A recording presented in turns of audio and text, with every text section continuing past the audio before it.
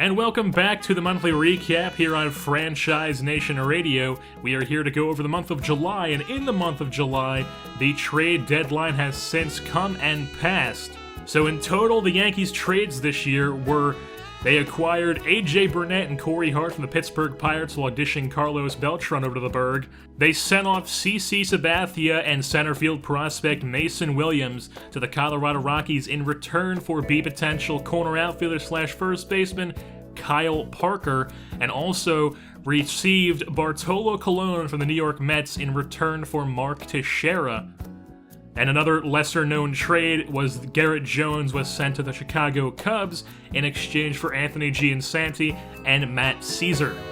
As of right now, the Yankees are currently in 4th place, 17 games back behind the surging Red Sox, and currently 5 games back in the wild card. Now, there is a chance for the Yankees to make the playoffs, but let's be honest here, we all knew this season, this 2015 season, was just going to be a bridge year into 2016, where we were getting all the players off the roster who we did not want there. Carlos Beltran's now gone, Mark Teixeira's gone, CC Sabathia's gone. The players who needed to be traded were traded. Garrett Jones is traded, we stacked up some prospects, and right now it looks like the Yankees have their ducks in a row heading into the 2016 season. Carlos Beltran's gone, so Aaron Judge will be ready for the 2016 season to take over in right field.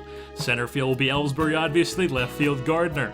First base, Teixeira is no longer here, so it's either going to be Kyle Parker or Greg Bird. Depends on where Kyle Parker and Greg Bird play. One can play DH, one can play first. Maybe they have a platoon, you don't know. Second base is wide open for the ref center Perella. Shortstop, you don't know if Didi is going to be back, but if he is, he'll play shortstop. If not, Jose Perella could play there. Somebody that gets signed could play there. Third base will be Headley, and catcher will be McCann. Really, the only thing that's left to settle is who's going to be the pitcher. They want to acquire somebody in the offseason to be a number 2 stud pitcher, because right now, a drop-off from Tanaka to 79 overall Pineda is not exactly what they're looking for in a 1-2. And also, Luis Severino should be ready to go for opening day 2016, as right now he's down in AAA trying to develop his game even more after 2 rough starts in the major leagues. And as of right now, the Yankees are currently using their speed, and their speed only, to win ball games, as the dingers and the RBIs and all that power hitting stuff, that's something that's in the back seat for the Yankees, and that's not something they're used to, is Alex Rodriguez. In heading into August, Alex Rodriguez leads the team with 10 home runs. You don't want your home run leader, to be leading your team with 10 dingers in August. That's not exactly something you're looking for. He's got 34 RBIs. He's hitting .327. He would be among the league leaders if he didn't have at that timeout on the DL. Brett Gardner, Jacoby Ellsbury are still tearing things up at the top of the lineup. Gardy, 304, 8 dingers, 40 RBI, 111 hits, 27 stolen bags. Ellsbury, 205 average, 7 dingers, 41 RBI, 1-upping Gardy for the team lead, 112 hits, once again, 1-upping Gardy for the team lead, and then 40 stolen bases, which leads the entire Major League Baseball. And for the struggling bats, Chase Headley just hasn't been able to pick it up this season. He's hitting .230 with only 3 home runs and 20 RBIs, and he's played pretty much every game this season that he can at third base.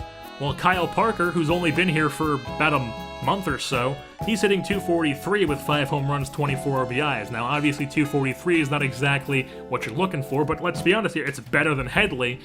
And that being said, Kyle Parker is going to be sent down to AAA once Diana Viciedo returns from injury. He's on the DL right now with a concussion. He should be back in about a couple days. Early August, he'll be back. As far as pitching goes, the guys who were pitching well before are still pitching well. The guys who were pitching bad were still pitching bad. Tanaka's really kind of improved upon his 4 ERA.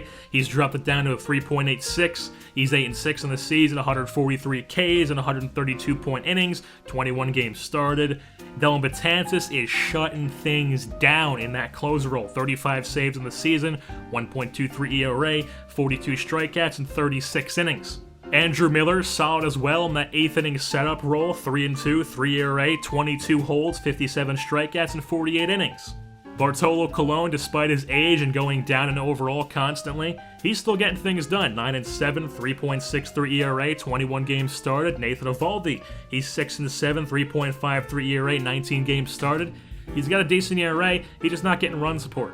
And the main guy you really want to point out here for struggling pitchers is the current 5 starter, AJ Burnett, who in his return to the Yankees, he's been proving that he's no longer that 2009 AJ Burnett. He's 4-8 with a 5.02 ERA in 20 games started. And now, let's be honest here, AJ Burnett was acquired as a contract dump. He was not acquired, him or Corey Hart. They weren't acquired to be long-term pieces on this team. Like I said, this entire year is a bridge year into the future of the Yankees. So AJ Burnett, he was acquired as a contract dump, so he could be designated for assignment at some point in the season towards the end of it.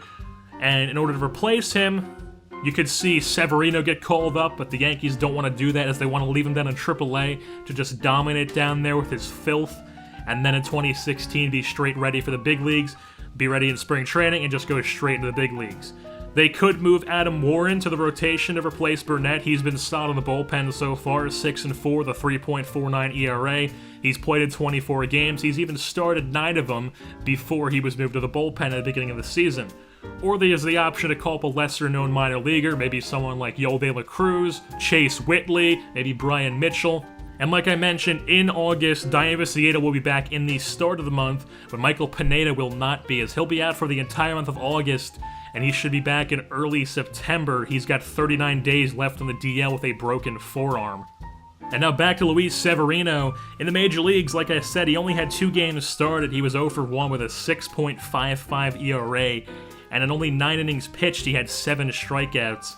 So, I mean, he's not exactly pitching well in the big league, so they sent him down, like I said, to work on his game more and be ready for 2016. In AAA, he's 2-2 in 6 starts, 2.20 ERA, 41 innings pitched, 43 strikeouts. Jacob Lindgren, you could see him up at some point, you might not. He'll be ready in 2016, though. He's got 8 saves in 9 innings, 13 strikeouts in AAA. Greg Bird down in AA, 53 games, 296 average, 10 dingers, 29 RBI, 395 OBP. He's raking down there in Trenton. Jose Perella in AAA, he's hitting 305, 8 dingers, 38 RBIs. Sooner than later, you will see Brendan Ryan sent back down to AAA, and you will see Jose Perella up in the big leagues, possibly even starting at second base, considering Giansanti and Franzen are starting to really show that they're, well, not superstars, and they're Giansanti and Franzen. Down in AAA, Robert Refsnyder still has some decent numbers, but he's not exactly putting up the average that you want. Hopefully, they still want him up in the big leagues in 2016. He's had 108 games in AAA, 229 average, 12 dingers, 47 RBI. And then on to the outfield, Aaron Judge, right field, 41 games in AAA so far, 282 average, 5 home run, 23 RBIs, 374 OBP. He should be the right fielder in 2016 in the Bronx next season, the starting right fielder. Matt Caesar, acquired from the Cubs, the Cape May, New Jersey native. You can't go farther south Jersey than Cape May. He's had 50 games in AA since being acquired from Chicago, hitting .318. No home runs so far in the leadoff spot, but 16 RBIs and 13 swiped bags. And with that being said, we'll wrap things up here for the July recap on Franchise Nation Radio. I've been your host, JerseyBorn, and I'm saying goodbye.